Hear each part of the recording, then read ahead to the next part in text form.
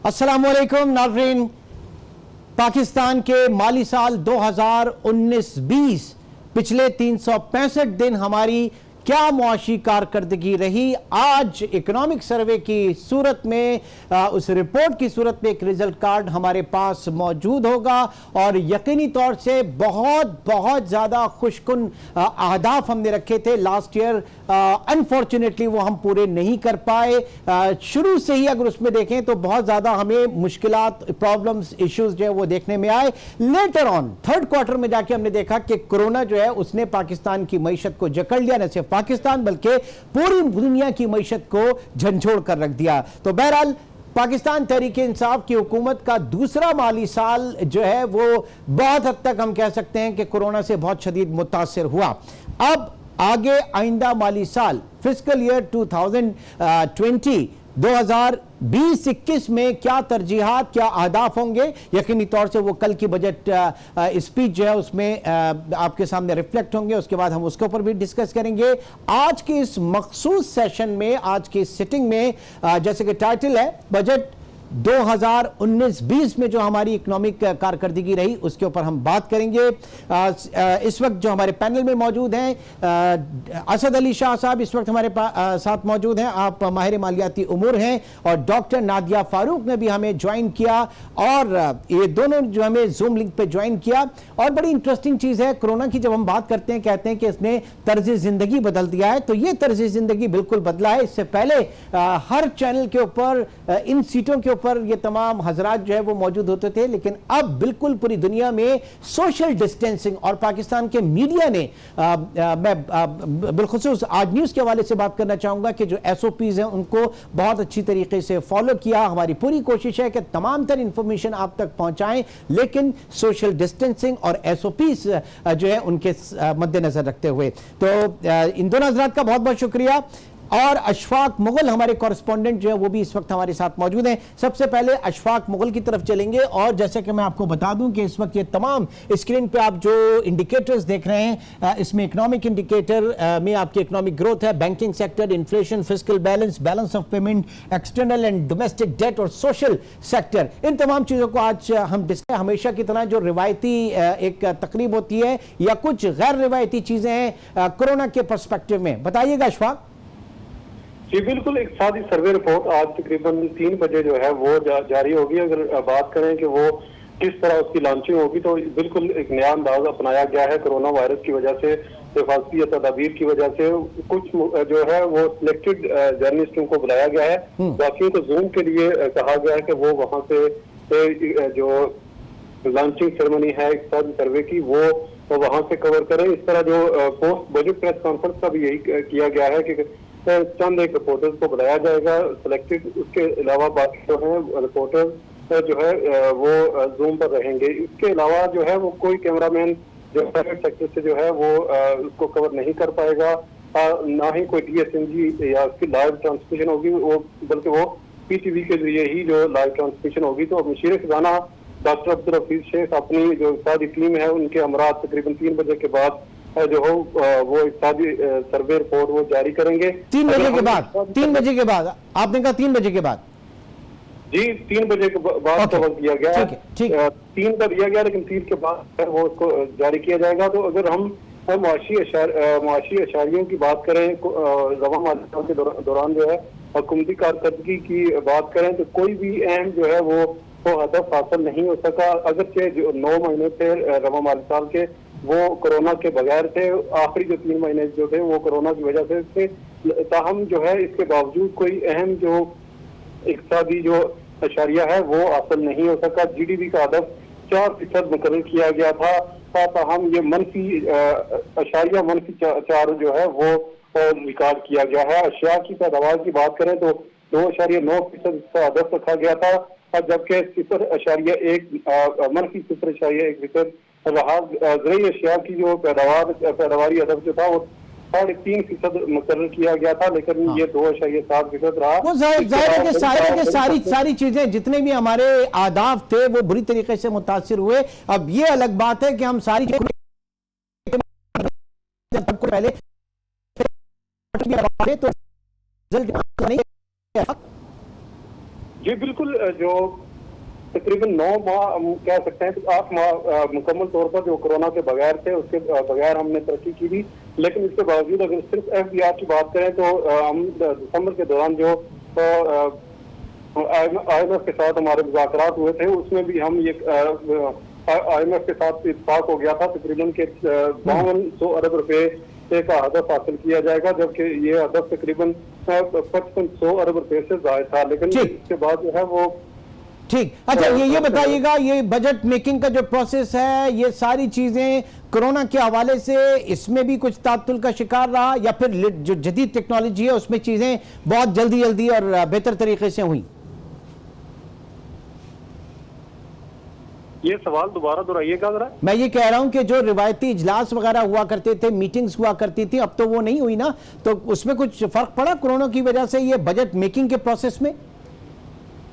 Budget making का अमल जो है वो मामूल के मुताबिक रहा।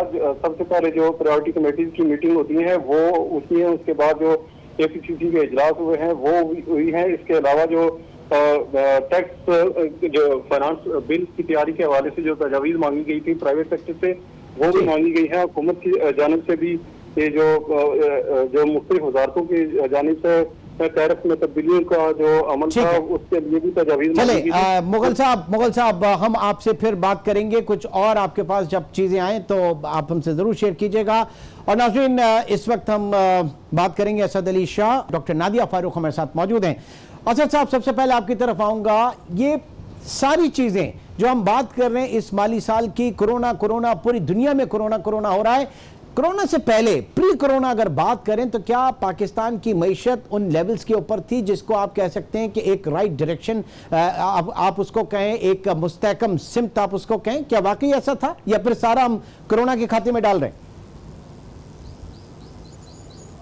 इमरान, आपने बिल्कुल पहले अपनी कमेंट्स में आपने भी एक तरह से हाईलाइट किया कि पाकिस्तान की मईशत कोरोना से पहले से ही काफी कमजोर रही है। आपको आवाज आ रही है मेरी?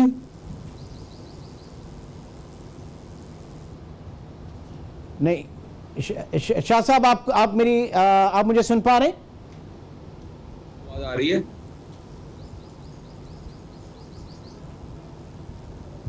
असद साहब? जी इमरान, मुझे तो आ रही है आवाज। ठीक है, आप प्लीज कंटिन्यू कीजिए प्लीज। जी, मैं ये कह रहा था कि पाकिस्तान की जो मईशत है, जैसे आपने पहले भी कहा, कि वैसे ही काफी कमजोर थी, और जो इकोनॉमिक ग्रोथ और दूसरे जो इंडिकेटर्स हैं, इकोनॉमिक इंडिकेटर्स, वो काफी कमजोर ही रहे थे। कोई ज्यादा मैं नहीं समझता कि उससे पहले भी कोई इम्पैक्ट आ रहा था गवर्नमेंट की पॉलिसीज का, सिवाय ये कि थोड़ी स्टेबलाइजेशन जरूर हुई थी। करंट अकाउंट बैलेंस कुछ बेहतर हो गया था, डेफिसिट और फिस्कल डेफिसिट भी कुछ बेहतर हुआ था, लेकिन वो सारी इकोनॉमी को रोक यानी सर हमने अपनी जो एक्सटर्नल साइट है उसको थोड़ा सा बेहतर किया था, but at the cost of domestic economy. ये तो जाहिर की चीजें सामने आई। अगर इस वक्त हम बात करें अपनी जीडीपी ग्रोथ के हवाले से, जो पैटर्न इस वक्त चल रहा था लास्ट ईयर 2018, आप 5.79% पे आपने जीडीपी को अपने जो है वो छोड़ के गए थे। पीटीआई हुकूमत से पहले की मैं बात कर रहा हूं, उसके बाद 1.91% एंड देन लेटर ऑन इस साल की जो बात की जा रही है वो -0.38 और ऑलमोस्ट -4.4% की बात की जा रही है। तो ये पैटर्न तो पीछे से ही हम देख रहे हैं कि बहुत ज्यादा प्रॉब्लमेटिक रहा, या इस हुकूमत को पिछली हुकूमतें जो है वो बहुत बड़ा एक डेट बर्डन देकर गई थी, और कुछ रियल नंबर्स भी जीडीपी के ऐसे थे जिनके ऊपर बाद में कहा गया कि वो रियलिस्टिक नंबर नहीं थे, बल्कि इस हुकूमत ने आके कम अज कम फेडरल बोर्ड ऑफ स्टेटिस्टिक्स ने आपके नंबर्स और आदाद और शुमार सही देना शुरू किए, वो आपके रिफ्लेक्ट हो रहे हैं इस इकोनॉमी में। असद अली शाह साहब? नहीं, मैं अर्ज कर रहा हूँ, देखें, जो पहले जो इकोनॉमिक ग्रोथ पीएमएलएन गवर्नमेंट के ज़माने में थोड़ी बेहतर हुई थी, वो बोरोइंग से ही हुई थी और इम्पोर्ट से ग्रोथ थी, वो सस्टेनेबल नहीं थी, और इनको बहुत बड़े डेफिसिट्स वो देके गए थे। वो अपनी जगह पर सही है, लेकिन क्या इस गवर्नमेंट ने आके कोई ऐसे रिफॉर्म्स किए जिससे हमारी इकोनॉमी सस्टेन हो जाए, बेहतर डायरेक्शन में चले, वो भी कोई खातिर खा मैं नहीं समझता कि इन्होंने भी कोई ऐसी कोई स्ट्रक्चरल चेंजेस की हैं। बल्कि जो कर्जों की बात कर रहे हैं, जिन कर्जों की आप बात कर रहे हैं, कर्ज कमीशन बना 2008 से 2018 6,000 से 30,000 अरब, 24,000 अरब के ऊपर जो है वो एक डेट कमीशन बन गया। लेकिन इस हुकूमत में वो 30,000 अरब के कर्जे 12,008 चले गए। इसके ऊपर कोई सवाल नहीं पूछा जाता। ये भी तो बताया जाए कि ये कर्जे जो है किस मद में हुए। देखिए वो कर्ज तो अब आपका ऑटोमेटिकली मीटर चल रहा है ना, आप अपने खर्चे कम नहीं कर रहे हैं और अनप्रोडक्टिव खर्चे जो हैं वो आपके चल रहे हैं। और अब अगर हम कोरोना की बात करें, ये जो क्राइसिस आया है इसमें तो पूरी दुनिया बैठ गई है, जाहिर है सारी दुनिया की मईशत जो है बैठ गई है बिल्कुल। तो ये एक और अपॉर्चुनिटी इस हुकूमत को मिली थी कि जब इंटरनेशनल अदारों ने, IMF, वर्ल्ड बैंक, दूसरों ने भी गवर्नमेंट की सपोर्ट की और उस वक्त जो रिस्ट्रिक्शंस थी IMF प्रोग्राम की वो भी उन्होंने रिलैक्स कर दी। तो ये मैं समझता हूँ कि अपॉर्चुनिटी थी और अभी भी है इस हुकूमत को कि इस इकोनॉमी को रीसेट किया जाए। और इस वक्त अगर जरूरत हो, देखिए अभी तक जो कर्जे इन्होंने लिए हैं वो कर्जे जो हैं वो तो पुराने कर्जे वापस करने के लिए किए हैं और अपनी जो करंट अकाउंट डेफिसिट है उसको ठीक करने के लिए जो डिवैल्यूएशन की है वो तो करने पड़े इनको, उसमें मैं नहीं समझता। लेकिन क्या उसके साथ कोई इन्होंने इनोवेशन की है, कोई इकोनॉमी को बेहतरी बहुत ज्यादा की है, वो मुझे नजर नहीं आ रहा। इस सवाल को रखता हूं, इस सवाल को रखता हूं मैं डॉक्टर नादिया फारूक। PMLN जहां पे ये 5.79% इकोनॉमिक ग्रोथ छोड़कर गई थी, क्या हकीकतन ऐसा ही है कि वो भी सारी बोरोइंग के ऊपर थी और वो भी रिफ्लेक्ट नहीं हुई आपकी ट्रू सेंस में इकोनॉमी के अंदर? नंबर 1। नंबर 2, इस हुकूमत को जो एक चांस मिला था IMF के साथ जो रिफॉर्म्स प्रोसेस को कंटिन्यू करने का, वो एक अच्छी अपॉर्चुनिटी थी, क्या वो कहीं पर कॉम्प्रोमाइज हुई है? जी डॉक्टर नादिया। जी थैंक यू इमरान। अच्छा जी, पहले तो अगर हम देखें PMLN के दौर में जो हमारी इकोनॉमिक ग्रोथ थी वो बहुत हद तक ये कहा जाता है कि टू सम एक्सटेंट वो फजिंग थी या नंबर्स के अंदर इश्यूज एग्जैजरेटेड थी, बहुत ज्यादा इसके ऊपर सवाल की बातें उठ रही है। जी बिल्कुल। तो हालांकि PMLN के जितने भी 5 साल रहे हैं उनके अंदर सबसे मेजर क्वेश्चन यही रहा है, जो 2008 में अगर आप देखें तो थोड़ा सा पीछे चले जाएं हिस्ट्री में, जब परवेज मुशर्रफ साहब का दौर था तो उसमें भी अगर हम देखें तो एकदम से हमारी बहुत बड़ी पीक आई इकोनॉमिक ग्रोथ में और फिर झटपट जैसे वो गिरी। अगर इतनी सॉलिड थी तो उसको गिरने में थोड़ा टाइम चाहिए था। तो भारत में तो फेडरल बोर्ड ऑफ स्टैटिस्टिक्स इसको ऑलरेडी हाईलाइट कर चुका है इन इश्यूज को और इसके ऊपर बात हो रही है। बाकी अगर हम देखें तो उसमें एक बहुत बड़ा डिक्लाइन है जो सर्वाइव करना पड़ेगा, उसको सपोर्ट करना पड़ेगा। ये चीज पहले क्यों नहीं हमने देखी डॉक्टर नादिया? जी मैं आपको यही बता रही हूँ कि PMLN के अंदर जब गवर्नमेंट थी उनके जो एक्सपेंडिचर ज़्यादा बढ़े भी थे, उसमें PSDP भी था। उसकी सबसे फंडामेंटल रीज़न जो थी वो CPEC के अंडर प्रोजेक्ट्स थे जो कि कंस्ट्रक्शन बेस्ड थे और डिफरेंट इस तरह की चीज़ें जो उनकी फेज़ 1 और 2 की चल रही थी। उसकी वजह से काफ़ी इन्वेस्टमेंट आई भी हमारे पास, जिसकी वजह से एक बफर नज़र आया हमें इकोनॉमी के अंदर। इस केस में अगर हम देखें अब के करंट ईरा के अंदर तो आपकी बात बिल्कुल वजह है कि उसके अंदर हमारा जो पॉलिसी रेट है वो बहुत ज़्यादा रहा, लेकिन उसके साथ एक ये काम भी अच्छा हुआ IMF की रिकमेंडेशंस के साथ कि अब गवर्नमेंट जो है वो डायरेक्टली स्टेट बैंक से बोरो भी नहीं कर सकती है। ये भी एक बहुत अच्छी रिफॉर्म बहुत इंपॉर्टेंट सवाल के ऊपर, पॉइंट के ऊपर मैं यहाँ पे ब्रेक की तरफ जाना चाहूंगा, लेकिन सवाल इस वक्त बार बार बात की जाती है और हमारे मुशीर खजाना साहब कहते हैं कि इस पूरे अरसे के दौरान हमने एक पैसा भी जो है वो नहीं लिया, हुकूमत ने जो है स्टेट बैंक से नहीं लिया। ये जाहिर है कि जब आप IMF प्रोग्राम के अंदर होते हैं तो सबसे पहली पाबंदी ही यही होती है कि आप नोट प्रिंट नहीं कराएंगे। इस चीज को किस तरीके से प्रेजेंट किया जा रहा है, एक छोटे से ब्रेक की तरफ चलेंगे, फिर गुफ्तगू का सिलसिला मजीद आगे बढ़ाते हैं।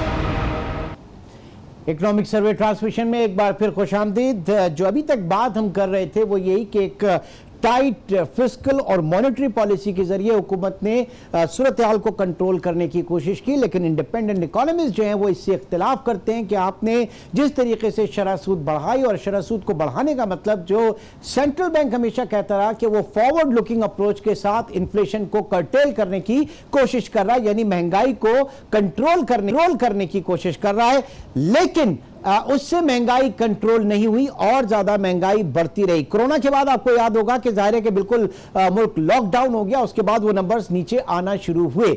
हमारी मईशत की जो बात की जाती है कि हमारी पाकिस्तान की जो प्रॉब्लम है और स्पेशली हमारा जो इन्फ्लेशन है वो आपके सप्लाई कंस्ट्रेंट की वजह से है। हमारा जो हमारी यहाँ महंगाई जो है वो डिमांड पुश नहीं है, बल्कि डिमांड पुश जो नहीं है। मिसाल के तौर पे आप लें कि 300 रुपए किलो टमाटर हो गए, तो ऐसा नहीं था कि पूरे पाकिस्तान ने सुबह दोपहर शाम रात टमाटर खाना शुरू कर दिए थे और उनकी डिमांड बढ़ी और कीमत 300 रुपए तक पहुंच गई। वो सप्लाई कंस्ट्रेंट था। तो ये इस इंस्ट्रूमेंट को शायद जो इंडिपेंडेंट इकोनॉमिस्ट, मैं अगर नाम लेना चाहूं तो डॉक्टर हफीज पाशा साहब, doctor Ayesha Ghaus Pasha, doctor Ashfaq Hasan Khan and you just name it, बहुत सारे लोग हैं जो कि इस वक्त बात कर रहे थे कि ये पॉलिसी, इस चीज को सही इस्तेमाल नहीं किया जा रहा। दूसरी जानिब इसका फायदा किसे पहुंचा? मैं सिर्फ इस वक्त बात कर रहा हूं 13.25% जो हम पीक पर लेकर गए थे पॉलिसी रेट को। पाकिस्तान में 3.6 बिलियन डॉलर जो है वो हॉट मनी आया था पाकिस्तान के ट्रेजरी बिल्स के अंदर। 3, 6, 9 और 12 महीने के लिए जो पैसा आया था, और 6 महीने के अंदर 3.6 बिलियन डॉलर्स आया। और जैसे ही कोरोना के बाद हमने देखा कि पूरी दुनिया में एक लॉकडाउन हुआ, मईशत हिली, पाकिस्तान को मजबूरन शरह सूद नीचे करना पड़ी, ये सारा का सारा पैसा वापस चला गया। इस वक्त हमारे साथ मौजूद हैं असद अली शाह साहब और डॉक्टर नादिया फारूक। डॉक्टर नादिया, इस शुरू से ही बहुत निशानदेही की जा रही थी कि ये पॉलिसी सही नहीं है, शरह सूद इतनी ज्यादा बढ़ाने की, आपकी डोमेस्टिक इकोनॉमी भी इससे खराब हो रही है, प्रॉब्लम हो रहा है आपके,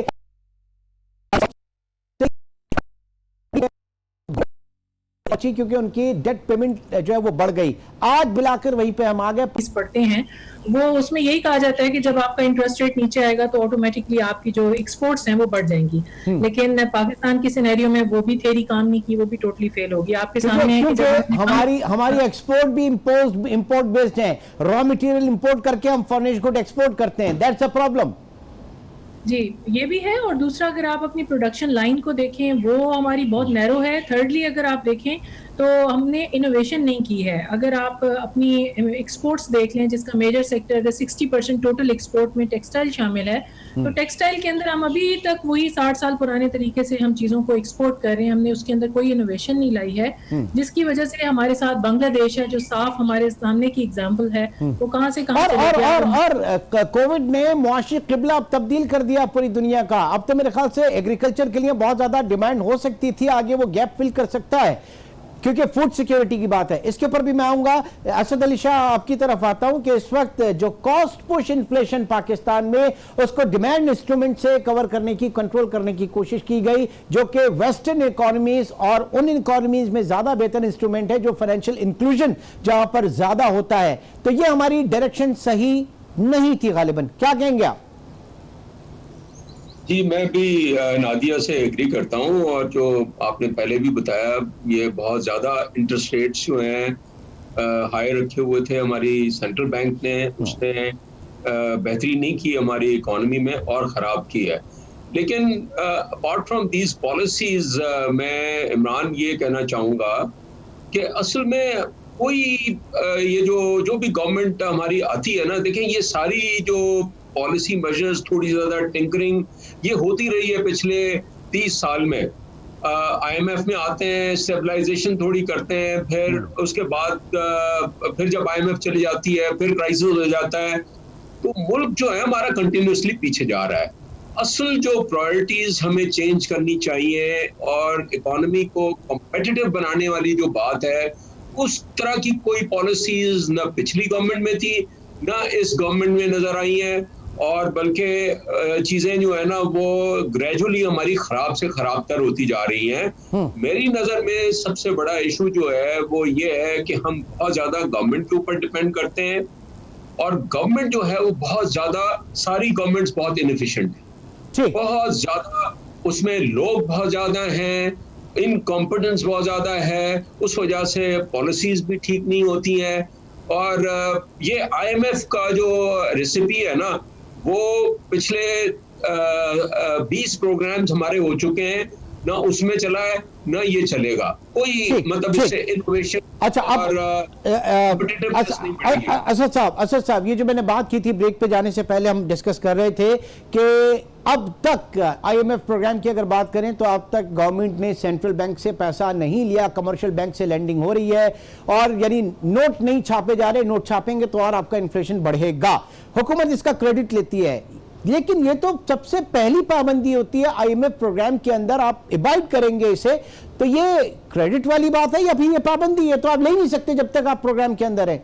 शाह साहब, इस पे भी मैं समझता हूँ कि ठीक है, थोड़ा सा जरा बेहतरी आती होगी, लेकिन ये इतनी कोई हार्ड एंड फास्ट जो इस तरह से बनाया हुआ है, मैं तो कहता हूं कि इस वक्त शायद ये बेहतर होता कि अगर आप स्टेट बैंक से कर्जा लें बजाय इसके कि बैंकों से लें, क्योंकि बैंक्स फिर बिजनेसेस को पैसे नहीं देते यार। सही। तो ये भी मतलब ये है कि ये इन्होंने जो रूल्स बनाए हुए हैं आईएमएफ ने, उसको भी थोड़ा सा चैलेंज करने की जरूरत है। थोड़ा सा अगर ये रूल, ये तो हमेशा ये करा देते हैं जब भी आईएमएफ प्रोग्राम होता है, तो फिर हमारी इकोनॉमी ठीक क्यों नहीं होती? ठीक है, डॉक्टर नादिया क्या कहेंगी, आपकी क्या ऑब्जर्वेशन है इस पर्टिनेंट बात के ऊपर?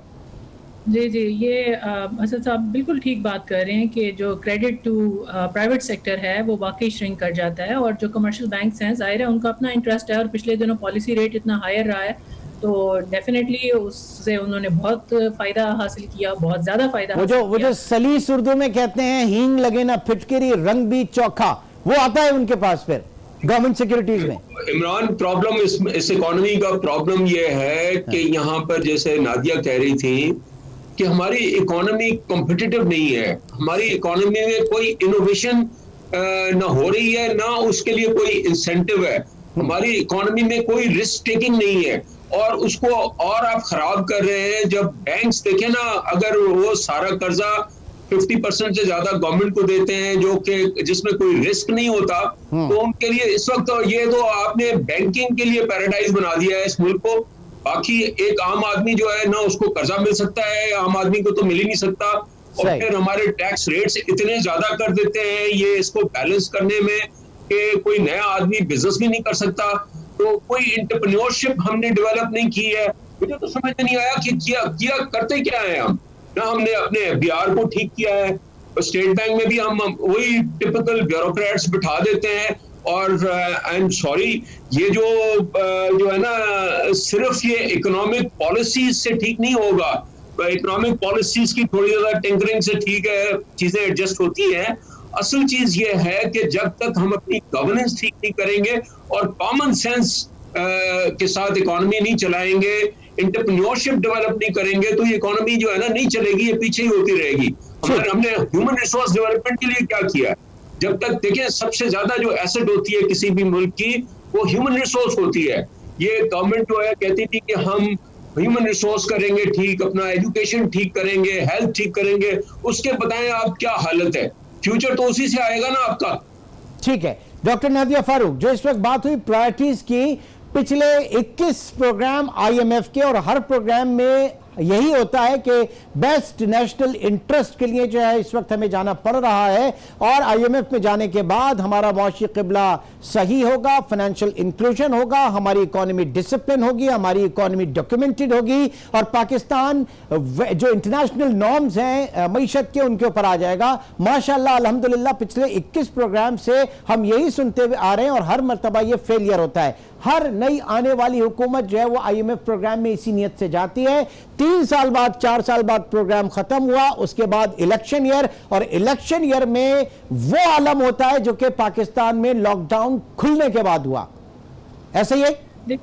मैंने पहले ही आपको ये बात कही थी कि जो आईएमएफ के साथ आप प्रोग्राम लेते हैं, आईएमएफ का पैकेज लेते हैं, उसके लिए प्रॉपर होमवर्क की ज़रूरत होती है, रिसर्च बेस्ड काम करके, और फिर आप निगोशिएशन में बैठते हैं। इस दफ़ा का जो आईएमएफ प्लान था, मेरे ख्याल से one of the worstly negotiated program है।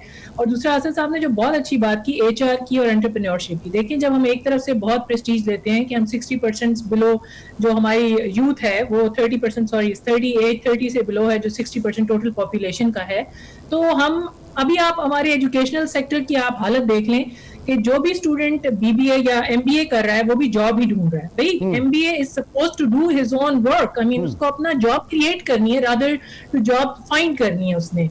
तो ये जो फंडामेंटल इश्यूज हैं, ये बात बिल्कुल सही है कि सिर्फ हम इकोनॉमिस्ट के बीच में अगर हम पॉलिसी लेवल पे बात करते रहेंगे तो ये चीजें उस तरह से हल नहीं होंगी। इसमें बहुत कॉन्क्रीट सॉलिड स्टेप लेने की जरूरत है, जो कि इस गवर्नमेंट के मंशूर का हिस्सा थे और हम काफी होपफुल थे।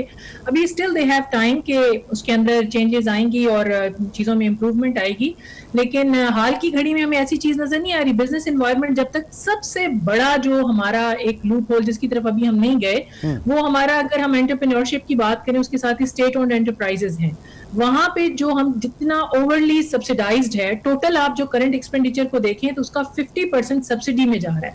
और सब्सिडी किनको हम दे रहे हैं? हम अपनी एसओईज को दे रहे हैं। और एसओईज का क्या सबसे फंडामेंटल इशू क्या है? इतनी बड़ी जो लीकेज हो रही है और वहां पे हमारा जो डेट जो है वो चढ़ता जा रहा है। नहीं, हुकूमत ने नियत तो की ना, हुकूमत ने नियत की है। असद अली शाह साहब, स्टील मिल की प्राइवेटाइजेशन उस जानिब एक मजबूत कदम नहीं है? स्टील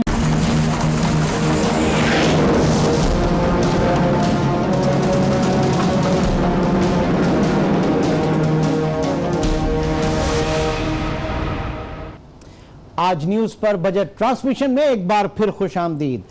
पिछले 365 दिन रवा माली साल 2019-20 में मुख्तलिफ सेक्टर्स की क्या परफॉर्मेंस रही, इसके ऊपर हम जायजा ले रहे हैं, क्योंकि आज यही चीज़ें आदाद शुमार की सूरत में, रिपोर्ट इकोनॉमिक सर्वे की सूरत में सामने आएंगी। और कल बजट स्पीच में आइंदा माली साल 2020-21 के लिए आदाब जो हैं, टारगेट जो है वो मुकर्रर किए जाएंगे, डायरेक्शन जो है वो एक मुकर्रर की जाएगी। बहरहाल इस वक्त जो इकॉनमी का अगर हम जायजा लें और इसमें इकोनॉमिक ग्रोथ मुख्तलिफ सेक्टर्स के हवाले से अगर बात की, ग्रोथ इससे पहले हमने अर्लियर डिस्कस की कि किस तरीके से नीचे आई। आपका जो मैन्युफैक्चरिंग ग्रोथ जिस तरीके से नीचे आया, जिस तरीके से प्रॉब्लम का शिकार रहा, एलएसएम ग्रोथ जो है आपकी प्रॉब्लम में रही, -0.27% जो है वो थर्ड क्वार्टर में। देन उसके बाद आप अंदाजा कर सकते हैं कि अभी तक हालात बेहतर नहीं है। लॉकडाउन के साथ साथ जिस तरीके से और प्री कोरोना भी और पोस्ट कोरोना भी, दोनों चीजों में हमने देखा कि बहुत इकॉनमी पाकिस्तान की मुतासिर हुई है। तो ये मैन्युफैक्चरिंग ग्रोथ जो है, पिछले पीटीआई का जो लास्ट ईयर था, जो नून लीग का लास्ट ईयर था 5.43%, देन उसके बाद हमने देखा 2018 में ये गिरी और उसके बाद मुस्तकिल अभी भी इसके गिरने के ही इम्कानात हैं, क्योंकि पाकिस्तान में बहुत बड़ा जो है एक जिक पहुंचा है पाकिस्तान के इंडस्ट्रियल सेक्टर को। एग्रीकल्चर के हवाले से अगर बात करें, क्योंकि यही दो तीन चीजें हैं, आपकी इंडस्ट्रियल सेक्टर हुआ, आपकी एग्रीकल्चर सेक्टर हुआ, आपका जो है वो सर्विसेज सेक्टर हुआ। स्पेशली एग्रीकल्चर सेक्टर जो है वो बड़ा वाइटल रोल प्ले करता है कभी भी किसी भी माली साल में इकोनॉमिक ग्रोथ के बढ़ने में या घटने में। पिछले अगर 10-15 साल का जायजा उठाकर देख लें, इस मरतबा पाकिस्तान में हमने देखा कि 2 साल पहले 3.94% की ग्रोथ थी, उसके बाद बिल्कुल ये 0.85% की ग्रोथ पे आ गया नीचे, और अब और इसके नीचे जाने का खदशा है। That's written on the wall के इस वक्त ये सूरत हाल बड़ी खराब है, बहुत ब्लीक पिक्चर है पूरे मुल्क में। अक्रॉस द बोर्ड हम देख रहे हैं, अक्रॉस द पाकिस्तान एक जो लोकस्ट अटैक है, टिड्डी दल के जो अटैक्स हैं वो इस वक्त पाकिस्तान की फसलों को खराब कर रहे हैं। और एक अंदाजे के मुताबिक रबी क्रॉप जो है वो 15% और खरीफ जो है वो 25% जो है इससे खराब होगी, इससे उसको नुकसान पहुंचेगा। मजमूई लागत एज ऑफ नाउ जो बात की जा रही है वो 669 अरब रुपए की मालियत की जो फसलें वो खराब होंगी। तो अंदाजा करें कि कितना बुरा इस वक्त ब्लीक पिक्चर है हमारे एग्रीकल्चर सेक्टर की। हालांकि जो कोरोना के हवाले से जब पूरी हम दुनिया की बात करते हैं, जिस तरीके से मईशतें गिरी हैं, तो पाकिस्तान में पिछले 1, 2, 3 महीने लॉकडाउन के बाद से, अगर आप ईद से पहले का जरा जहन में सोचें, तो आपने जितनी भी स्पेंडिंग की होगी सिर्फ और सिर्फ ग्रोसरी आइटम के ऊपर की होगी, किचन आइटम्स के ऊपर की होगी। तो पाकिस्तान में फूड सिक्योरिटी जो है वो एक बहुत बड़ा सवाल के निशान इसके ऊपर आ रहा है, स्पेशली लोकस्ट अटैक के बाद। और इससे हुकूमत किस तरीके से निकलेगी, एनडीएमए इसके ऊपर काम कर रही है, लेकिन बहुत लेट जो है वो हुकूमत की जानिब से इसके ऊपर रिस्पांस किया गया। मैन्युफैक्चरिंग सेक्टर आपके साथ है, इंपोर्ट एक्सपोर्ट की भी सूरत हाल आपके साथ है, और सर्विसेज सेक्टर की ग्रोथ भी हम देखें तो वो भी जो है वो नीचे आई, और अब ज़ाहिर है कि लॉकडाउन के बाद इन पोस्ट कोरोना इसके ऊपर भी बहुत असर पड़ेगा। इस वक्त हमारे साथ जफर सुबानी साहब, फाइनेंशियल एक्सपर्ट, हमारे साथ मौजूद हैं। खुर्रम शहजाद ने भी हमें ज्वाइन किया, खुर्रम शहजाद इकोनॉमिस्ट। आप दोनों हजरात का बहुत बहुत शुक्रिया। जफर सुबानी साहब, अगर एग्रीकल्चर से मैं शुरू करूं, एग्रीकल्चर सेक्टर, आप ये देख रहे हैं कि एग्रीकल्चर सेक्टर इस वक्त नेगेटिव साइड पे, लास्ट फिस्कल ईयर में 0.85% की ग्रोथ, अब और नीचे। लोकस्ट अटैक जो है बुरी तरीके से बर्बाद कर रहा है पाकिस्तान के ज़राई शोबे को, हमारी फसलों को। आप समझ रहे हैं इसके लिए मौसर प्लानिंग की जा रही है? ये जो रिस्पांस हुआ वो बर वक्त हुआ है या कितना लेट है? जफर साहब जी, अस्सलाम वालेकुम। अनफॉर्चुनेटली हमारे मुल्क के हालात जो है, हम 75 साल हो गए हैं, कोई तब्दीली नहीं आई है। लोकस के बारे में दुनिया जो है, आप साइंटिफिकली इसको आप पहले से अब प्लानिंग करें तो हर चीज के बारे में हमें इल्म हो सकता है कि कब अटैक आएगा, किस इलाकों में अटैक आएगा और क्या कुछ करना चाहिए। हम आखिरी मोमेंट के ऊपर जब इशू आता है उसके बाद हम जो है वो हरिडली इकदाम करते हैं, बात चीजें क्लिक करती हैं, बात चीजें क्लिक नहीं करती हैं। तो वही हुआ जिसका अंदेशा था आपका। हमने अब जब लोकस अटैक हो गया तो हमने वॉर फुटिंग के ऊपर अब काम शुरू किया है। But problem is that damage has been already been done. फसलें जो है, आपके जो एग्रीकल्चर सेक्टर है उसका इम्पैक्ट मैन्युफैक्चरिंग सेक्टर पे भी बहुत ज्यादा होता है। जब ये फॉरवर्ड और बैकवर्ड लिंकेजेस होते हैं आपकी इंडस्ट्री के हवाले से, आपकी लोकल इंडस्ट्री के होते हैं, आपके सर्विसेज सेक्टर में होते हैं, टैक्स, ये आपका एग्रीकल्चर तो रीढ़ की हड्डी है इस मुल्क की। बिल्कुल ज्यादा अच्छी। जैसा ये मोटरसाइकिल की बात कर रहे हैं, मोटरसाइकिल की सेल आफ्टर जब वीट क्रॉप जब होती है तो तकरीबन 1.5 लाख करीब जो है ना, एटलीस्ट होंडा जो है अपनी मोटरसाइकिल बेचता है। मेरी बात हो रही थी कल परसों होंडा के बंदे से, तो उन्होंने कहा हमें नहीं पता कि जो है ना क्या इशू आएगा, बिकॉज ये कि जो आपके फार्मर्स की जो है डिस्पोजेबल इनकम में कमी आने वाली है, क्योंकि जो मेन क्रॉप हमारी वीट है उस पर नुकसान हुआ है, बाकी क्रॉप पर नुकसान हुआ है। बट जिस तरीके से मुल्क चल रहा है, आप PIA का एक अटैक हुआ, कोरोना में आप देखें कि टोटल डिस्कनेक्ट है कंट्री के अंदर। मतलब हमने 6 हफ्ते जो लॉकडाउन किया तो उसका क्या फायदा हुआ हमें? अनफॉर्चुनेटली हम उसी जगह पे पहुंचे हैं जहां पहले थे। But very very sad affairs of thing, कोई चीज नजर आती नहीं है कि हम कब इंप्रूव करेंगे अनफॉर्चुनेटली।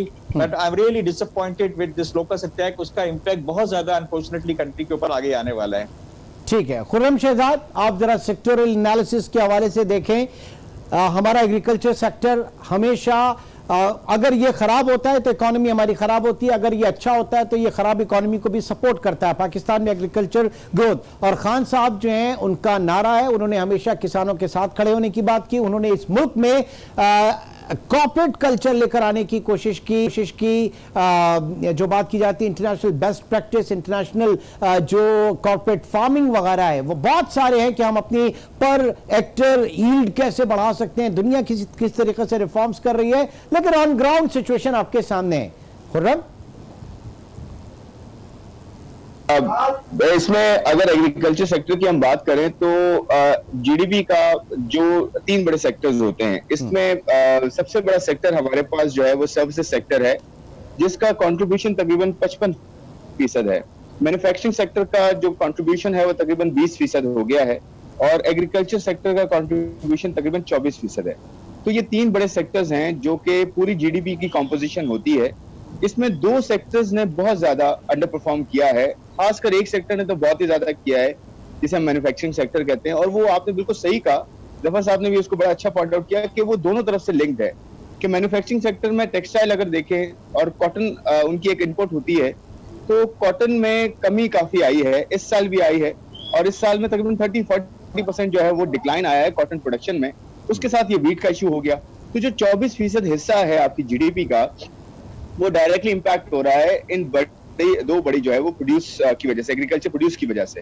फिर उसके बाद अगर आप मैन्युफैक्चरिंग सेक्टर देखें तो पिछले इमरान 5 से 6 सालों में मैन्युफैक्चरिंग सेक्टर का जो कंट्रीब्यूशन था वो तकरीबन 24-25% था, वो गिर के आज 20% पे आ गया जीडीपी का, और इतना नीचे आ गया है कि जो सर्विसेज सेक्टर है पर 55% जो कंट्रीब्यूट करता है, उसका एक बहुत बड़ा सेक्टर है रिटेल एंड ट्रेड, उसका कंट्रीब्यूशन 18% है। आप ये देखें कि रिटेल एंड ट्रेड के ऑलमोस्ट इक्वल आ रहा है मैन्युफैक्चरिंग सेक्टर, जो कि होना नहीं चाहिए ये, क्योंकि मैन्युफैक्चरिंग सेक्टर सबसे ज्यादा टैक्सेस देता है। तो देखें, जिस अमर की जरूरत है वो ये है, दो बड़े सेक्टर्स को हमें उठाने की जरूरत है। एक तो हम एग्री है, हम ये समझ ही नहीं पाए कभी कि हम अग्रेरियन इकोनॉमी है। हम 80 और 90 के दहाई में बेहतरीन जो है वो रिसर्च करते थे, बेहतरीन प्रोडक्ट्स जो है वो प्रोड्यूस कर रहे थे, बेहतरीन यूनिवर्सिटीज के थ्रू हो रही थी। फैसलाबाद यूनिवर्सिटी थी, उसके अलावा और 2-3 हमारे शहर थे जहां पे यूनिवर्सिटीज के थ्रू हम R&D करते थे। हमें ऑस्ट्रेलिया और दूसरे कंट्रीज हमसे लेके जाते थे रिसर्च, और वहां पे जो है नई प्रोडक्ट्स जो है वो प्रोड्यूस करते थे। एग्रीकल्चर सेक्टर की मैं बात कर रहा हूँ, सिर्फ ड्रिप इरिगेशन से लेकर और कॉटन की प्रोडक्शन से लेकर 50 चीजें ऐसी हैं एग्रीकल्चर सेक्टर में, दुनिया जिसमें बहुत आगे जा चुकी है। पानी की यूटिलाइजेशन हम जो है बहुत ही ज्यादा उसमें जो है वो ये कह लें कि इसमें बहुत ज्यादा हम इस्तेमाल कर रहे हैं और बहुत जाया कर रहे हैं। और आप इजराइल जैसे मुल्क को देखें, पानी को कितना वो क्रिटिकली इस्तेमाल करते हैं और कितना जबरदस्त आउटपुट लेकर आ रहा है। आपने पर एकड़ यील्ड की बात की ना आपने, इंडिया और पाकिस्तान का एक बॉर्डर की तरफ जो है वो पर एकड़ यील्ड उनकी देखें और हमारी देखें, मेन सेम जमीन है, सेम मौसम है, वो प्रोड्यूस ज्यादा बेहतर कर रहे हैं, हम क्यों नहीं कर पा रहे? देखें, बात ये कि R&D क्यों नहीं कर पा रहे इंटेलिजेंस। देखें, अब आपने कहा वाटर रिसोर्सेज का मसला, वाटर डिस्ट्रीब्यूशन का मसला, हालांकि अंग्रेज बहुत अच्छा, बहुत जामे मौसर, आपको एक पाशी का निजाम देखे गया था। लेजर टेक्नोलॉजी जो है पाकिस्तान में, सिंध में कहीं कहीं मैंने खुद देखा जाके कहीं कहीं यूज हो रही है, अदरवाइज होना पूरे पाकिस्तान में चाहिए था कि इफेक्टिवली आप उसको पानी को यूज कर सकें। ये जो पैकेजेस की हुकूमत बात करती है, टेक्नोलॉजी की बात करती है, अब तो ये 2 साल हो गए खुर्रम, अब आगे हम कब जाएंगे? अभी तक हम तायुन ही नहीं कर पा रहे कि हमारे मसाइल क्या हैं, हम और रोड मैप हमें कुछ और दिखाया जाता है। ये बड़ा प्रॉब्लम है कि हम जो है वो जो स्टेटस को है इमरान, वो लेके चल रहे हैं अभी तक, और हमने रियलाइज ही नहीं किया कि हमारे पास क्या पोटेंशियल है। पोटेंशियल अभी भी बेतहाशा है। चाहे देखिए, सबसे बड़ी जो चीज होती है वो ह्यूमन कैपिटल होता है, उसमें हमने इन्वेस्टमेंट जो है बहुत ही पोरली की है। फ्रैंकली स्पीकिंग, लास्ट 15 साल से 18 साल से हमने ह्यूमन कैपिटल में इन्वेस्टमेंट नहीं की। ह्यूमन कैपिटल का मतलब ये कि एजुकेशन से लेकर, उनकी अपब्रिंगिंग से लेकर, उनकी ओवरऑल जो 360 डिग्री आप डेवलपमेंट होती है एक इंसान की, जो जनरेशन पैदा होती है। तो मेल न्यूट्रिशन, तो हमारे बच्चे जो पैदा हो रहे हैं, उनकी माएँ जो है उनको जो है सही से खुराक नहीं मिल रही है, और बच्चे जो है वो अंडर न्यूट्रिशनड हैं। और आप देखें, सिंध में देख लें, बलूचिस्तान में देख लें, इवन पंजाब में देख लें, तो पॉइंट ये है कि एक तो ह्यूमन डेवलपमेंट पे हमारा बड़ा जो है फोकस कम रहा है, तो इसी से सब चीजें लिंक्ड हैं। तो फिर वो जनरेशन आगे आती है तो उसे पता ही नहीं होता कि एक्चुअली दुनिया में काम क्या हो रहा है, क्या अप्रोचेस होनी चाहिए, किस तरह से हमें चीजों को अडॉप्ट करना है और कैसे हमने आगे आना है, लीड कैसे करना है। ये बड़ा प्रॉब्लम रहा है हमारे यहाँ। फिर एग्रीकल्चर सेक्टर की जो आप बात कर रहे हैं, उसमें देखें हमारे यहाँ जो मेन जो प्रोड्यूसर्स हैं, उसमें वीट है, चावल है, उसमें गंदम है, उसमें आपके देखें इन सब में हम जो है ज्यादातर इंपोर्ट कर रहे हैं। जो हमारी एग्रीकल्चर पॉलिसी है वो फ्रैंकली फेल्ड पॉलिसी कह सकते हैं हम उसे। क्यों? क्योंकि देखिए, आज भी हम वीट इंपोर्ट कर रहे हैं। जैसे जफर साहब ने कहा कि लोकस अटैक्स तो अब दुनिया में हर जगह हो रहे होते हैं, लेकिन वो किस तरह से मैनेज किए जाते हैं। आपको प्रोएक्टिव अप्रोच की जरूरत है कि जी अटैक अगर होने जा रहा है या लाइकलीहुड है या मौसम जो है आगे क्या होने जा रहा है, उस हिसाब से हम किस तरह से प्रोड्यूस को अपने जो है वो जफर साहब है। तो जफर साहब, इसका मतलब है poor governance, lack of capacity, क्या कहेंगे? बिल्कुल, मैं ये कहूंगा कि इतनी सारी लोगों को उम्मीद थी कि जब इमरान खान की हुकूमत आएगी तो तमाम चीजें आहिस्ता आहिस्ता सब सही होगी। मतलब इतना ज्यादा चीजों को तो सिंपल रखते ना, मेरे ख्याल है इतने ज्यादा महाज खोलिए आपका करप्शन के ऊपर। ठीक है, करप्शन नहीं होनी चाहिए, बट दुनिया के मुल्कों में भी बात चीजें, इकोनॉमी चल रही होती है, साथ साथ कंट्रोल होता है। मेरा ख्याल है कि जो हुकूमत का तरीका था उसको एबीसी तौर पर सिंपल इतनी चीजें स्टार्ट खुली कि हम कहीं ना कहीं नहीं पहुंच रहे। यू मीन टू से कि आपने स्ट्रिंजेंट कर दिया अपनी इकोनॉमी को, रादर क्योंकि फाइनेंशियल इंक्लूजन है नहीं, एक पैरेलल इकोनॉमी आपके बराबर चल रही है और वही आपको समझ लें कि रोजगार भी मुहैया कर रही है, बहुत सारी चीजें उससे लिंक्ड हैं। तो ये एक रिफॉर्म प्रोसेस को आहिस्ता आहिस्ता लेकर चलते 3 साल के लिए आप IMF में गए थे, 5 साल के लिए आप हुकूमत में आए, तो स्लो एंड ग्रेजुअली इन चीजों को रिफॉर्म प्रोसेस को लेकर चलना चाहिए था। हमने शायद जल्दी में इकोनॉमी को चोक कर दिया। जफर साहब देखें, जो टैक्स जो झटके जो हमें जो बजट 2019 में आया था उसके अंदर जो हमने इकदाम किए थे, fine, they were good for the country, but अगर हमने इमीडिएटली जो हमने किया तो पता ये चला कि जुलाई से लेकर दिसंबर तक का पूरी इकोनॉमी चोक हो गई। फिर बार बार चीजों को फिर हमने आहिस्ता आहिस्ता ईज अप किया, और जैसे ही हम थोड़ा सी ऊपर आने की कोशिश कर रहे थे फिर ये कोरोना का इशू आ गया। हमें एक बहुत ही एक होलिस्टिक सोच लेनी चाहिए। मतलब ठीक है, टैक्स कंप्लायंस ये बहुत ज्यादा हम पीछे हैं, बट सोच लेंगे एक चीज चली आ रही 70 साल से, और पैरेलल इकोनॉमी बाज दफा 50% से ऊपर कंट्रीब्यूट करती है ओवरऑल मुल्क के अंदर। उसको हम एक झटके में अगर हम उसको कोशिश करेंगे कि खत्म हो जाए तो नहीं हो पाता है, और चीजों को हमें सिंपल से रखना चाहिए ताकि हम आगे आगे मूव करें इसके अंदर। अब एग्रीकल्चर के ऊपर बात की है, एग्रीकल्चर के अंदर पाकिस्तान होनी चाहिए थी, बट ग्रेजुअली हम कॉटन के ऊपर हम 15 बिलियन बेल तक पहुंच गए थे, 15 मिलियन बेल तक पहुंच गए थे, अब हम 8 पे आ गए हैं। आप कॉटन सीड के ऊपर काम नहीं कर रहे हैं। तो हमारे यहाँ आई थिंक हर सेक्टर ने, हर स्टेक होल्डर ने, चाहे पॉलिटिशियंस हो, चाहे ब्यूरोक्रेट्स हो, चाहे बिजनेसमैन हो, I think we have not played at all well. हम सबका इसमें कसूर है। और एक वक्त था कि हम कॉटन एक्सपोर्ट करके उसको भी एक्सपोर्ट खाते में डालते थे, फर्निश एक्सपोर्ट के बजाय, ये भी हमने देखा। जफर साहब, इस वक्त ये जो पेट्रोल का क्राइसिस है, क्योंकि हम गवर्नेंस की बात कर रहे हैं, कल फरीद आलम CEO AKD सिक्योरिटीज से भी हमारी बात हुई, कुछ नक्शा उन्होंने ये बताया कि जनाब इशू ये था कि ऑयल प्राइसेस जितनी तेजी से नीचे आई पाकिस्तान में, उस वक्त उन लोअर प्राइसेस के ऊपर ऑयल मार्केटिंग कंपनीज ने इंपोर्ट नहीं खरीदा, लोअर प्राइसेस के ऊपर वो तेल नहीं खरीदा, और उसके बाद जो है वापस भी चली गई, $35-40 तक चली गई। अब हुकूमत को प्रेशर में आके जो है वो कम करना पड़ी, कीमतों में पास ऑन करना पड़ा उस फायदे को, लेकिन यहां पे तो लोगों ने सस्ते में खरीदा ही नहीं था, उनके पास वही इन्वेंट्री थी जो महंगी थी। ये इशू है। कुछ और आप इसमें जरा रहनुमाई कर सकेंगे, हुआ क्या है इस वक्त, क्योंकि गवर्नेंस की बात हो रही है सारी। हम काफी डिस्कशन, खुर्रम भी उस डिस्कशन में थे। हमारा ये व्यू था कि पेट्रोल की प्राइस जरूर हमने कम की है, लेकिन आई थिंक एक रैशनलाइजेशन हम करते हैं इसके अंदर है। हमने कम तो कर दी कि जो है लोगों को बेनिफिट इतना ज्यादा होगा, बट अनफॉर्चुनेटली पहली बात तो अवेलेबल भी नहीं है, और ट्रिकल डाउन इम्पैक्ट भी जो है ना नहीं आया अभी तक का। जो अगर जहां इम्पैक्ट इतना ज्यादा डायरेक्टली आपका पेट्रोल की प्राइस कंट्रीब्यूट करती है, तो ट्रिकल डाउन भी इम्पैक्ट नहीं आया। वहां पे हमने जो है गवर्नमेंट के पास एक अपॉर्चुनिटी थी थोड़ी सी कि आपका जो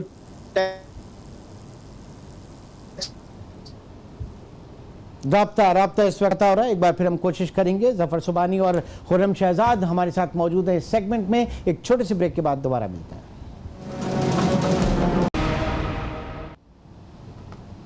ट्रांसमिशन में एक बार फिर खुश आमदीद। इस सेशन में जफर सुबानी साहब, खुर्रम शहजाद और कोमल शकील ने भी हमें ज्वाइन किया। इकोनॉमिस्ट हैं, वर्ल्ड बैंक के लिए काफ़ी पाकिस्तान में इस वक्त जो है उनके प्रोजेक्ट्स में असिस्ट कर रही हैं। कोमल, बहुत शुक्रिया हमें ज्वाइन करने का। बात की जा रही थी इस वक्त पाकिस्तान में एग्रीकल्चर सेक्टर, पाकिस्तान में इंडस्ट्रियल सेक्टर। ज़रा आपसे मैं इंडस्ट्रियल सेक्टर के ऊपर स्पेसिफिक होता हूँ। जब हुकूमत आई थी बहुत सारी चीज़ें साथ लेकर चली, स्पेशल इकोनॉमिक जोन्स के हवाले से बात हुई। CPEC के कंट्रास्ट में अगर बात करें तो बात हो रही थी कि पाकिस्तान में एक इकोनॉमिक हब होगा, ये पाकिस्तान के लिए फेट चेंजर हो जाएगा। बहुत सारी चीज़ें एक्सपेक्टेशंस थी, बट इन रियल टर्म क्या हो रहा है Komal? Thank you for having me Imran.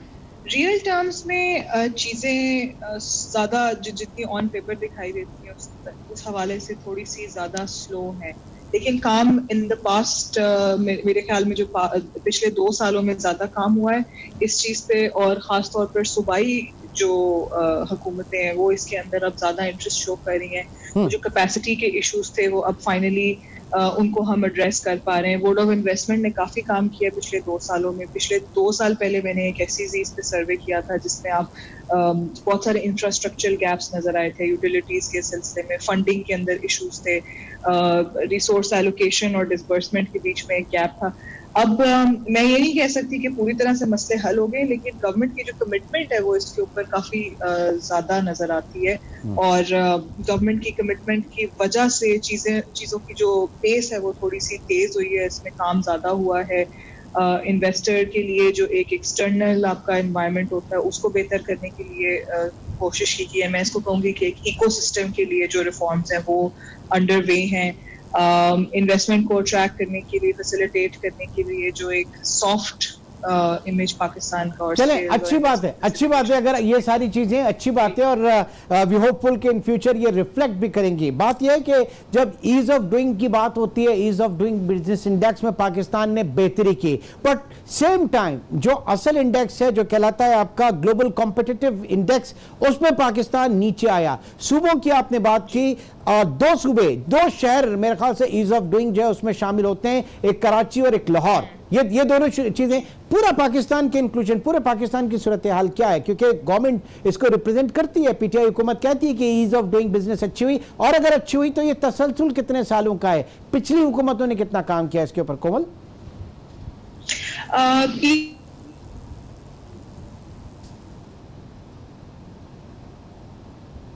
राब्ता हमारा मुनक़त, और इस सवाल को जरा मैं रखूंगा जफर सुबानी साहब की तरफ। जी जफर साहब, इस वक्त राब्ता दोनों से हमारा बहाल नहीं हुआ, दोबारा कोशिश करेंगे। बहरहाल आपको बताते चलें कि जब हम बात करते हैं ईज ऑफ डूइंग इंडेक्स की, जिसमें पाकिस्तान बेहतर हुआ, इसको हुकूमत ने भी इसके ऊपर बहुत ज़्यादा जो है वो क्रेडिट लिया, और यकीनन लेने वाली बात भी है, लेकिन ये तसलसल है पिछले 3-4 सालों का या उससे ज़्यादा का। और ease of doing business index की जब हम बात करते हैं तो उसमें पाकिस्तान के सिर्फ 2 शहर जो है वो शुमार होते हैं, कराची और लाहौर। पूरा पाकिस्तान, फैसलाबाद कहाँ है, और पूरे पाकिस्तान की जो ट्रेडिंग एक्टिविटीज और जो इंडस्ट्रियल हब्स हैं वो कहाँ हैं, वो उसमें रिफ्लेक्ट नहीं होते। वो रिफ्लेक्ट होते हैं जनाब आपके ईज ऑफ डूइंग के साथ ग्लोबल कॉम्पिटिटिव इंडेक्स में, जिसमें पाकिस्तान नीचे आया। और जाहिर है कि कॉम्पिटिटिवनेस आपकी जरूर मुतासिर होगी जब आपके यहाँ इतनी महंगी कॉस्ट ऑफ डूइंग होगी, इतना महंगा इनपुट कॉस्ट होगा, तो आप कंपीट नहीं कर पाएंगे। यही वजह है कि आपकी जो, अगर आप पीछे आके अपने इंपोर्ट एक्सपोर्ट्स का अगर आप जायजा लें, वहां पे सूरत हाल आपके सामने आती है। पाकिस्तान की जो एक्सपोर्ट्स हैं, जिस हवाले से, जिस लिहाज से बढ़ना चाहिए थी, वो नहीं बढ़ पाई। पिछले माली साल 22 अरब 95 रही, इसको बढ़ना चाहिए था। चूंकि जब आपने 30% आपकी करेंसी को डिवैल्यू किया, तो यही एक सोच थी कि इससे हमारी एक्सपोर्ट बढ़ेंगी, लेकिन अनफॉर्चुनेटली हुआ नहीं। इस वक्त अगर कोमल और जफर सुबानी साहब हम राब्ता कायम करने की कोशिश करें। बहरहाल जब हमने 30% डिवैल्यू किया था तो उस वक्त यही बताया गया था कि इससे पाकिस्तान की एक्सपोर्ट्स को बूस्ट मिलेगा, बट अनफॉर्चुनेटली ऐसा नहीं हुआ, क्योंकि हमारी इंपोर्ट, हमारी एक्सपोर्ट भी हमारी इंपोर्ट बेस्ड है, यानी हम रॉ मटेरियल इंपोर्ट करके हम चीज़ों को एक्सपोर्ट करते हैं। और यही सूरत हाल हमने देखी अपने इंपोर्ट बिल के हवाले से। इंपोर्ट बिल जो है वो उस हद तक कॉन्ट्रैक्ट अभी भी हम देख रहे हैं कि 54.76 जो है वो लास्ट ईयर का था। इस मरतबा क्या सूरत हाल रहती है, इसमें बहुत बड़ी कामयाबी पीटीआई हुकूमत को, मौजूदा हुकूमत के रही कि आपने जिन पॉलिसीज के जरिए इंपोर्ट बिल को आपने कर्टेल किया। देखिए 2-3 चीजें हुई। सबसे पहले तो ये जो कोविड है, कोविड को अगर आप इसके जो है, वैसे तो पूरी दुनिया में इसके नुकसानात हैं, लेकिन पाकिस्तान की मईशत में कुछ इसको सहारा भी मिला। क्यों? सबसे पहले अगर आप बात करें कि ऑयल प्राइसेस जो एक साल पहले $74 पर बैरल थी, वो नीचे $23-24 पर बैरल तक गिर गई। तो हमारा ऑयल इंपोर्ट बिल जो है, हमें उसमें बहुत रिलैक्स मिला, हमें उसमें बहुत ज़्यादा जो है वो एक जो प्रॉब्लम आ सकता था वो कम हुआ। फिर दूसरा, पेरिस क्लब ने आपका जो है वो रीशेड्यूल किया, IMF के साथ आपकी लाइन्स, और उसके साथ साथ आपके जो दोस्त अहबाब ममालिक हैं उनसे जो आपकी कमिटमेंट्स थी, तो जो एक्सटर्नल प्रेशर था पाकिस्तान के ऊपर वो बहुत ज्यादा, उसमें कमी हुई। नाउ आगे बढ़ते हैं, और इंपोर्ट के बाद export sector, import sector, once again manufacturing sector, और उसके बाद इस पूरे अगर माहौल से बाहर निकलें, लेट्स से अगर हम बात करते हैं और पीछे जाएं और दूसरे सेगमेंट्स की तरफ आएं। आप इस वक्त अगर बात करें इस इकोनॉमी में इन्फ्लेशन के हवाले से, इन्फ्लेशन के हवाले से अगर बात करें, महंगाई के हवाले से अगर बात करें, जो अब इन्फ्लेशन रेट्स को जो हम देख रहे हैं, ये आपकी इन्फ्लेशन थी 7.92 FY19 में।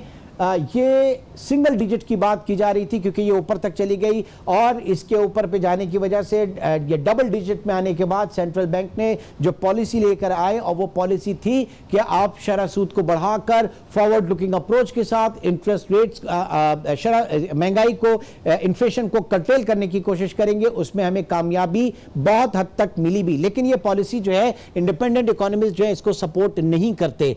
अच्छा, अब साथ साथ एक्सपेंडिचर के हवाले से बात करें, अखराजात के हवाले से बात करें, ये पिछला माली साल और इस माली साल में भी आपके अखराजात में आपको थोड़ा सा कर्टेल करना होगा, ये सूरत हाल बेहतर करना होगी।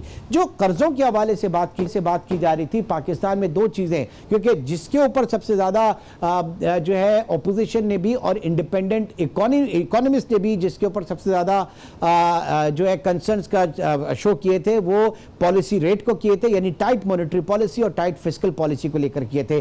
कमिंग बैक, जफर सुमानी साहब इस वक्त हमारे साथ मौजूद हैं। जफर साहब, आ जाते हैं दोनों चीज़ों पे जो मैं बात कर रहा था अब से पहले कि ईज ऑफ डूइंग, जिसमें सिर्फ दो शहर है कराची और लाहौर, पूरा पाकिस्तान शामिल नहीं है इसमें, लेकिन कॉम्पिटिटिव इंडेक्स उसमें पूरा पाकिस्तान शामिल है और उसमें हम नीचे आए हैं।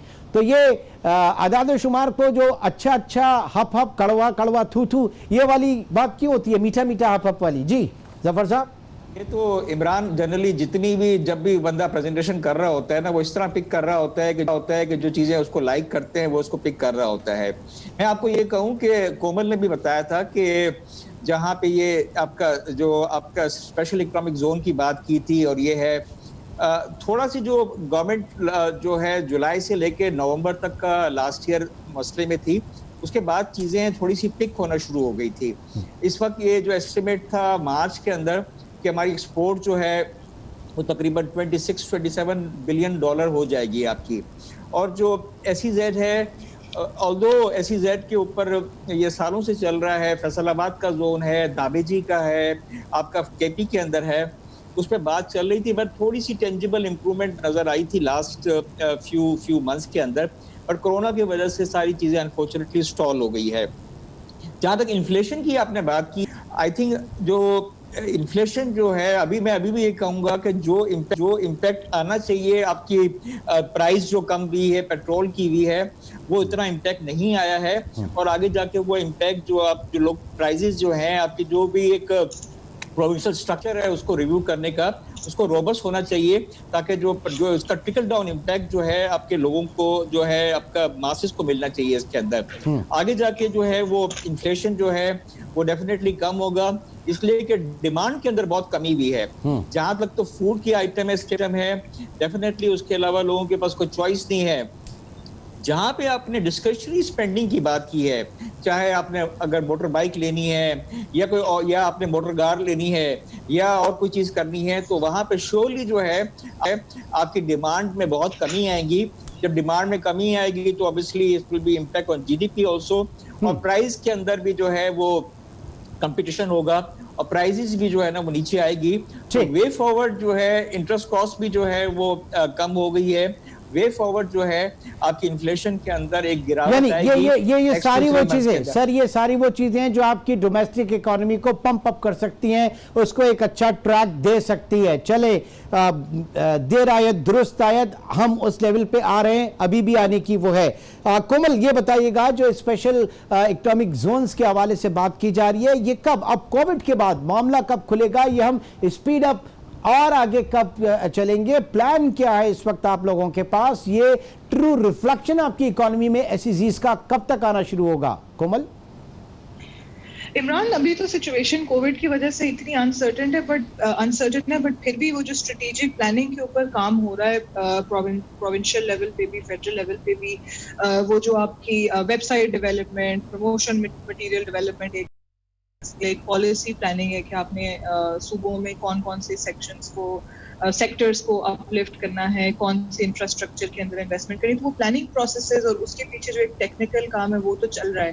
लेकिन क्योंकि अब सिचुएशन ऐसी है कि बहुत सारी ऐसी चीज़ों को ऑन होल्ड डाला जाएगा, बेशक कंस्ट्रक्शन सेक्टर अब खुला हुआ है, बट फिर भी को नेसेसरी प्रिकॉशंस देनी पड़ेंगी और वो काम थोड़ा स्लो डाउन होगा। इन एनी केस SEZ जो है एक टूल है, एक डेवलपमेंट इन्वेस्टमेंट डेवलपमेंट टूल कह सकते हैं इसका, और इसका एकदम से इम्पैक्ट नहीं आता। फॉर एग्जांपल पंजाब में जो काम अब हम जो डेवलपमेंट देख रहे हैं एसईजीज का जो एक पॉजिटिव इम्पैक्ट है, वो काम पिछले 5-10 साल पहले से वो शुरू हो गया है। फिर इंसेंटिव्स को करते करते बेशक 2012 में ये एक्ट आया था, तो अब हम देखें 7-8 साल होते होते लीगल फ्रेमवर्क को इन इफेक्ट आते, उसकी गैप्स और वीकनेसेस को आइडेंटिफाई करना, उसकी अमेंडमेंट करना, फिर इंफ्रास्ट्रक्चर डेवलपमेंट्स, इनमें इतना लैग तो आ जाता है। 5 से 10 साल तो आपको स्टार्ट होने में लगते हैं चीजें। ठीक है, अच्छा अब ये बताइए कि स्पेशल इकोनॉमिक जोन्स हमारी एग्जिस्टिंग जो हमारी इकोनॉमी है, जो हमारी एग्जिस्टिंग जो हमारे इंडस्ट्रियल सेक्टर है, उनके लिए उनको कुछ इससे खतरा है? क्योंकि जब आप स्पेशल इकोनॉमिक जोन की बात करते हैं तो टैक्स इंसेंटिव्स भी आप उनको देते हैं और बहुत प्रेफरेंस उनको देते हैं, तो जो एग्जिस्टिंग सेटअप है उसके लिए कितनी बड़ी थ्रेट होगी? इसको डिस्कस किया जा रहा है? बिल्कुल डिस्कस किया जा रहा है, और शुरू पे इस तरह की कंफ्यूजन्स भी आई हैं जहाँ पे एक्सप्लॉयटेशन भी हुई है। कहीं कहीं पे हम देख रहे हैं कि वो रियल एस्टेट मार्केट एक स्पेक्युलेटिव बबल बनना शुरू हो गया, बजाय कि वो इंडस्ट्रियल लैंड जो है आप प्रोडक्शन के लिए यूज करें। तो इस किस्म के ग्लिचेस हैं जो इस वक्त जो है पॉलिसी लेवल पे उनको ठीक करने की कोशिश की जा रही है। और एसईजी इन कोई मैजिक वॉन्ड नहीं है कि आप बस इसको लेके आएंगे और ठीक हो जाएगा सारा कुछ। इंसेंटिव्स को भी डिफरेंशिएट करना बड़ा जरूरी है। बीओआई में इंसेंटिव्स पे स्पेसिफिकली काफी इन्होंने काम भी किया है, अभी भी उस क्वेश्चंस को वो एड्रेस कर रहे हैं। राइट फिट हमें बहुत कॉन्टेक्स्ट बेस्ड सॉल्यूशन की तरफ जाना पड़ेगा। तो ठीक है, चलते हैं जरा जफर सुबानी साहब। इमरान, मैं प्राइवेटाइजेशन कमीशन पे मैं जरा बात करूंगा। बीइंग अ बोर्ड मेंबर, बहुत ज्यादा एग्रेसिव हमने प्लान शुरू किया 2018 के एंड में। आपको आपके प्रोग्राम में भी मैंने इसके बारे में जिक्र किया था। आरएलएनजी का प्रोजेक्ट था जो सबसे बड़ा, सबसे आगे था इसको प्राइवेटाइज करने के लिए। उसमें ईओआई भी लोगों की जमा हो गई, ड्यू डिलिजेंस भी इस वक्त चल रही है। तकरीबन 2 प्लांट जो आरएलएनजी के प्रोजेक्ट हैं 1230 मेगावाट के, इसकी गवर्नमेंट एक्सपेक्टेशन कर रही थी तकरीबन $1.6 बिलियन से लेकर $2 बिलियन एक्सपेक्ट कर रही थी, and that money was supposed to receive before this financial year. But unfortunately जब ये कोविड जब हो गया आपका, तो सारा प्रोग्राम, सारा जो है गवर्नमेंट के प्लान्स हैं, वो सारे के सारे जो है इस वक्त जो है रुक गए हैं। और अनफॉर्चुनेटली जो प्रोसीड हम एक्सपेक्ट कर रहे थे वो गवर्नमेंट को नहीं आई।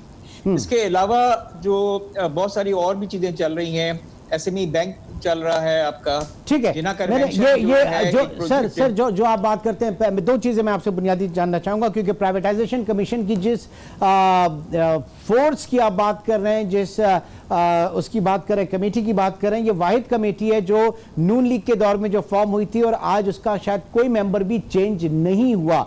ये वो कंटिन्यूशन है उसके। तो ज़ाहिर है कि इसमें हुकूमत ने इस चीज़ को रखा कि जो चीज़ अगर बहुत मेरिट के ऊपर काम कर रही है तो वो लोग काम कर रहे हैं ना। 2 चीज़ें सर, एक चीज़ तो ये कि जो एक स्पेशल इकोनॉमिक जोन्स के हवाले से बात कर रहे हैं, कराची में अगर आप कराची में देखें, आपके पास साइट इंडस्ट्रियल एरिया, आपके पास कोरंगी इंडस्ट्रियल एरिया, ये सारे इंडस्ट्रियल एरिया, और एक कराची से 30-35 किलोमीटर हब में जाके पूरा अगर आप जोन बना देंगे और उसको आप इंसेंटिवाइज करेंगे सारी चीज़ें, तो जो लोकल हमारी एग्जिस्टिंग इंडस्ट्री है उनके मसाइल तो फिर बजा हैं।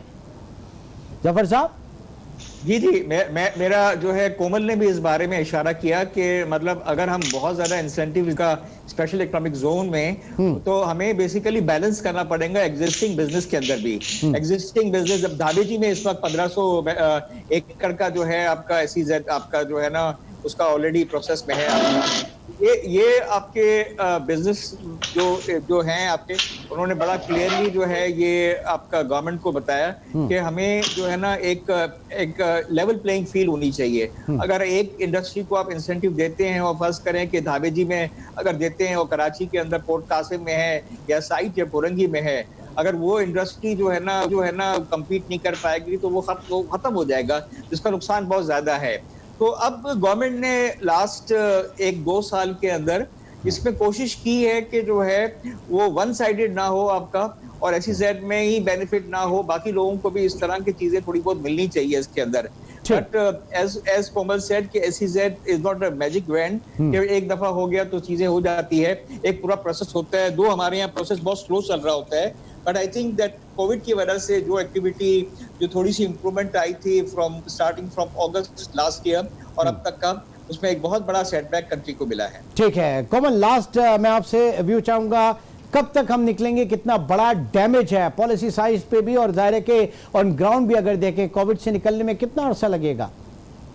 देखें ये तो ऑल डिपेंड करता है कि कोविड की सिचुएशन पाकिस्तान में क्या होती है। सर मैं लास्ट वर्ड अगर कोमल शकील से इसके ऊपर मैं चाह रहा था कि उनका टेक लूं। जी कोमल।